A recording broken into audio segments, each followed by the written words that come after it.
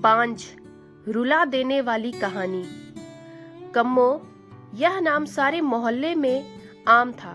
मोहल्ले वालों के मुंह पर कम्मो नाम रखा ही था। कम्मो यानी कमला। कमला हंसमुख और चंचल स्वभाव की महिला है। दूसरों के सहयोग करने वाली महिला है। उसकी आवाज हर गली में गूंजती है।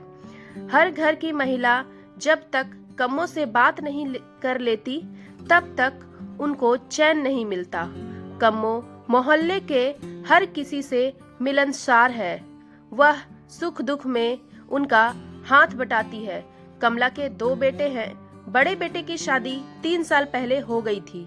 उसके एक बेटे हैं जिससे कम्मो पूरे दिन मोहल्ले के हर घर में लिए घूमती है। कमला के घर में पूरे दिन खुशियों की किलकारी गूंजती है। कम्मो के छोटे बेटे की शादी है। कम्मो आजकल घर के काम में व्यस्त है। कभी बाजार से सामान खरीद कर लाती तो कभी घर की साफ सफाई में, इसीलिए आजकल मोहल्ले में उसका शोर शराबा कम ही रहता। छोटे बेटे का बड़े धूमधाम से ब्याह रचाया गया। घर में एक खूबसूरत और गुणवान बहू आई। कम्मो उसकी प्रशंसा पूरे मोहल्ले में करती हुई नहीं थकती थी। कम्मो के घर में खुशियों का खजाना था।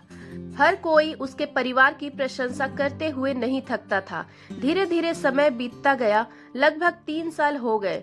कम्मो के छोटे बेटे से के कोई संतान नहीं हुई। अब कम्मो परेशान रहने लगी। हर कोई उसके छोटे बहू के बारे में पूछते, वह क्या जवाब देती। अब कम्मो छोटी बहू पर कई बार गुस्सा करने लगी थी, पर इससे होता क्या, यह सब तो भगवान की मर्जी है, ऐसा सोचकर गुस्सा टाल देती थी। अब छोटी बहू भी परेशान रहने लगी थी। वह अकेली अंदर ही अंदर घुटती रहती थी। जब घर में इस तरह की बातें होती थी तो वह रोने लग जाती थी।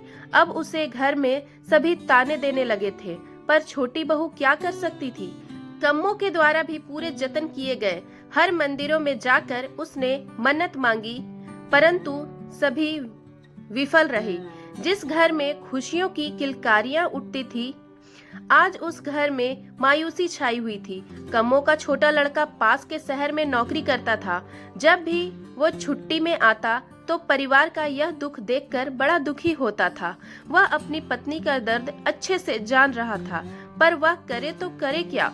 उसने निश्चय कर लिया कि वह अपनी पत्नी को अपने साथ लेकर शहर जाएगा। वह अपनी पत्नी को साथ ले गया। जब वह ड्यूटी पर चला जाता था तो वह अकेले इसी बात को लेकर बहुत परेशान रहती थी और अंदर ही अंदर रोने लगती थी। ससुराल में उसे हर तरीके का सुख मिला, परंतु एक महिला का सबसे बड़ा दुख बांझपन होता है जो उसे देखने को मिला। यह बात उसने अपने दोस्तों को बताई और उसने बताया कि आप किसी डॉक्टर की सलाह ले सकते हैं जिससे आपको संतान का सुख मिल सकता है, क्योंकि हमारे शरीर में बहुत सारी कमियां होती है जिनका इलाज संभव है। अगले दिन दोनों तैयार होकर डॉक्टर के पास गए और डॉक्टर से अपनी समस्या बताई। डॉक्टर ने कुछ टेस्ट करवाए और उनको कहा कि चिंता की कोई बात नहीं है, आपको संतान सुख मिल जाएगा। इसके लिए हमें IVF प्रणाली का प्रयोग करना होगा। इस पर निवेश ने अपनी सहमति दी। ठीक कुछ समय बाद निवेश को पुत्र रतन की प्राप्ति हुई। जब वह बात घर पहुंची तो घर खुशी का कोई ठिकाना नहीं रहा। कम्मो ने पूरे मोहल्ले में खूब मिठाई बांटी और खुशियां मनाई। जो कभी ताना देती थी उनके सर घड़ों पानी गिर गया। हर किसी की आंखों में खुशी के आंसू थे। जो कलंक निवेश की पत्नी ने कई साल सहा, उसका आज उसे सुख मिल गया।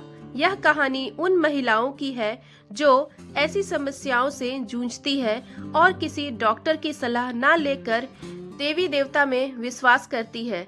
हमें नियत समय पर डॉक्टर से सलाह लेनी चाहिए, क्योंकि हमारे शरीर में बहुत सारी बीमारियां होती हैं जिनका निराकरण डॉक्टर की सलाह से संभव है। घर बैठे रोने से किसी समस्या का समाधान नहीं होता। कैसी लगी कहानी जरूर कमेंट करके बताइएगा और ऐसी अच्छी अच्छी कहानियां के लिए चैनल को सब्सक्राइब कर लें। वीडियो अच्छा लगा हो तो लाइक कर दीजिए। मिलती हूँ नई कहानी के साथ, तब तक के लिए बाय बाय।